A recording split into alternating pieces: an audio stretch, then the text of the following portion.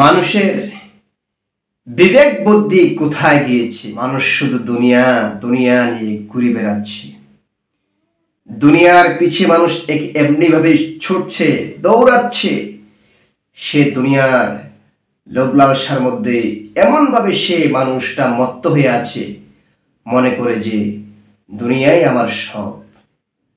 কিন্তু মনে রাখবেন মুসলমান ভাইয়েরা, আমার বোনেরা, এই দুনিয়া কিন্তু চিরস্থায়ী নয়। দুনিয়া হচ্ছে ক্ষণস্থায়ী। আখিরাত হচ্ছে আপনার জন্য চিরস্থায়ী জায়গা। সেই আখিরাতে যদি আপনাকে সম্বল অর্জন করতে হয়, তাহলে দুনিয়ার মধ্যে আপনাকে সে সঞ্চয় করতে হবে, সে ব্যাংক ব্যালেন্স তথা পরকালের জন্য আপনার নেক আমল জমা রাখতে হবে।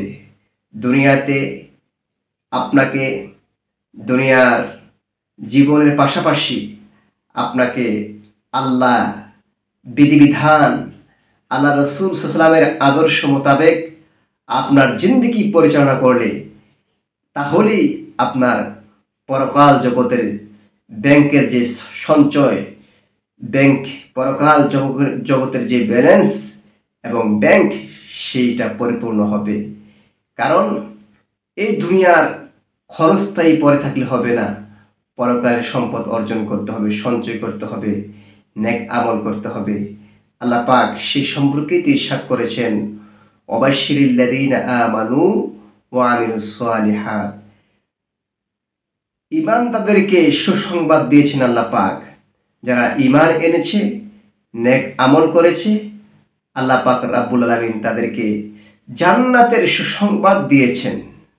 সুতরাং সেই জান্নাত পেতে হলে আমাদেরকে বেশির থেকে বেশি পরিমাণ নেক আমল করতে হবে। পরকালের ব্যাংক ব্যালেন্স আমাদেরকে জোগাড় করে যেতে হবে এই দুনিয়া থেকে পরকালের সম্পদ অর্থাৎ তথা ব্যাংক ব্যালেন্স জোগাড় করে নিয়ে গেলে পরকালে আমাদেরকে আল্লাহ পাক রব্বুল আলামিন পরম সুখের জায়গা, শান্তির জায়গা জান্নাত দান করবেন।